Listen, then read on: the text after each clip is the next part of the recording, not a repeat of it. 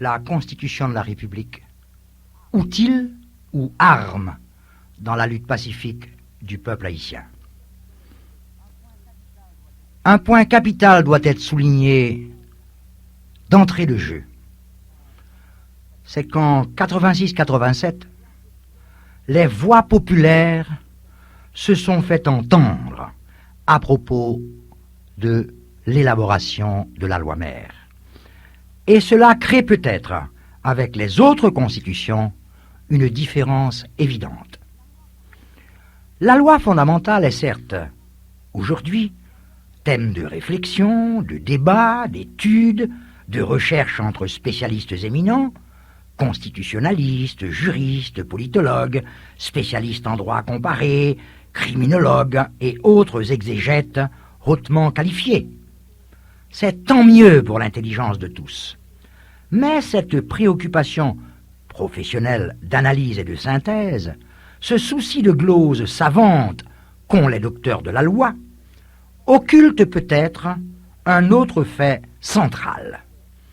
La nouvelle loi mère d'Haïti avait aussi été débattue durant des semaines en 86-87 par des centaines, par des milliers de pauvres gens à travers le pays. Ces citoyens démunis écoutaient les retransmissions radiophoniques des séances de la Constituante. Des chaînes de radio à audience nationale avaient en effet imaginé de rendre publics les débats de l'Assemblée, au moment où, article par article, les quelques 60 membres de cette Assemblée élaboraient le texte des 15 titres qui devaient, en 298 articles, être soumis pour ratification au peuple haïtien le 29 mars. L'opinion publique, rappelons-le, avait boudé la consultation populaire pour l'élection des constituants à la fin de l'été 86. Mais, petit à petit, à l'écoute des interventions radiodiffusées des législateurs, l'oreille de l'homme de la rue se dressa. Le public réalisa que dans cette assemblée quelque chose se passait. Le pauvre, le démuni, aurait intérêt à y faire attention. Il devient évident, à travers les réponses des auditeurs du pays tout entier, que le petit peuple des faubourgs des villes, le petit peuple des villages et des bourgs-jardins, des marchés ruraux et des habitations, les fidèles des églises, des temples, des houforts, attrapaient au vol quelques thèmes, saisissaient au passage quelques articles pour exprimer accords ou désaccords avec les initiatives venues du siège du Parlement. Ce qui se passait sur les ondes des radios se prolongeait au cours de réunions de quartier, d'échanges dans les rues, au sein de groupes paysans sous la tonnelle ou des organisations populaires dans les taudis.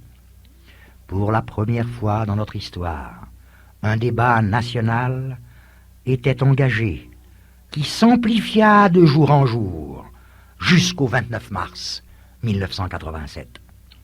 L'importance grandissante que prenait pour les pauvres, pour les plus pauvres, l'élaboration et la formulation de ce texte traduisait leur engagement progressif pour la Constitution. Ce qui mûrissait au cours de cette discussion coïncidait avec les éléments revendicatifs que le peuple haïtien avait formulés durant les différents combats livrés avant et après la chute du dictateur. 7 points clés pour que changent les choses. Cette discussion bouillonnante avait accompagné, mais peut-être aussi influencé, le travail des constituants. Quel point fort se dégage des débats populaires pouvant éclairer les choix et donner une idée des motivations du vote du 29 mars.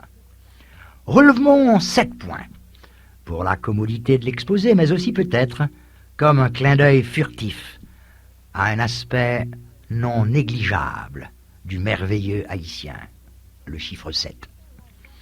Le premier point lance d'entrée de jeu un signal clair à la multitude des auditeurs. l'inscription du créole à l'article 5 comme langue officielle à l'égal du français, sa reconnaissance préalable comme lien commun unique entre tous les Haïtiens, rétablissent la langue populaire dans ses droits historiques. N'oublions pas que sous la dictature, dans les années 70, le créole avait été un outil, une arme, aux mains des plus pauvres, et que le combat pour le créole avait aussi été un combat contre la dictature, grâce auquel les sans-voix avaient fini par faire entendre leurs paroles contestataires. Gardons aussi en mémoire la réaction au 30 septembre 91 des fils et des filles de grandes familles, dévalant les collines au volant de leurs Pajero et criant « Le créole, c'est fini ». Pour eux, le coup d'État, c'était aussi la fin de ce qu'ils appelaient la dictature du créole et la restauration du règne sans partage du français, même et surtout du français marron. Le second point concerne la réduction des pouvoirs de l'armée. La Constitution lui enlève une partie de son hégémonie, les pouvoirs de police. Un autre fait mineur mais significatif, le militaire est dorénavant justiciable devant les tribunaux civils. Cette réduction des pouvoirs militaires est perçue comme un incontestable soulagement du fardeau répressif qui pesait depuis 2 siècles sur les épaules des démunis. Mais l'arrière-pays recevait aussi le message de la fin prochaine des chefs de police rurale. Le chef de section, rappelons-le, concentrait depuis toujours toutes les fonctions d'autorité. Il faisait les lois, il les appliquait, il était juge et percepteur de taxes. La section rurale était son fief incontesté, au moyen duquel l'armée contrôlait la paysannerie. Le passage de la police sous l'autorité du ministère civil de la justice faisait enfin poindre l'aube des temps où le pouvoir de ce satrape local sur les paysans prendrait fin. Le troisième point d'intérêt, le Conseil électoral indépendant. C'est un autre pan de l'hégémonie militaire qui tombait. L'armée avait toujours, de près ou de loin, fait les élections, à tous les niveaux, garantissant la permanence de son pouvoir politique sur la société, directement ou indirectement par cooptation d'individus ou de groupes tirés des élites. L'institution d'un conseil électoral indépendant met fin à cet abus de pouvoir militaire. Une rupture s'opère dans l'implacable tradition installée depuis 1801 en Haïti. Paysans, ouvriers, artisans, chômeurs savaient que lors des élections, ils n'avaient pas la parole, étant tout juste bons à être conduits en troupeau par des chefs de bouquement vers les urnes, sans savoir parfois pour qui ils devaient voter. Le Conseil électoral indépendant, pour les membres de ce troupeau, était la garantie qu'une expression libre et démocratique de la volonté populaire était possible. L'armée et les macoutes comprendront vite que ce conseil empiétait dangereusement sur leurs pouvoirs hégémoniques, ouvrant la porte à l'expression vraie de la souveraineté nationale. L'armée et les macoutes engageront tout de suite les hostilités contre ces empêcheurs de voter en troupeau. Le quatrième point a trait au pouvoir local. De toutes les dispositions concernant les collectivités territoriales, les gens concluaient qu'une chance était offerte aux citoyens de prendre en main ses propres affaires dans sa propre région.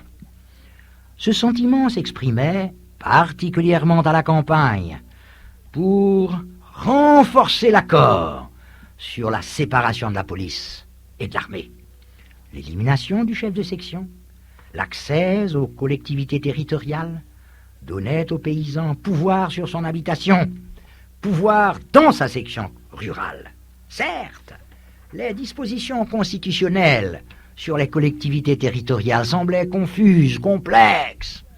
De nombreuses questions fusaient de toutes parts sur la façon pratique d'appliquer ces dispositions fondamentales dans l'exercice utile de ce nouveau pouvoir local. Mais là aussi, comme en d'autres cas obscurs, on se disait « C'est un acquis pour le pauvre, ne le rejetons pas.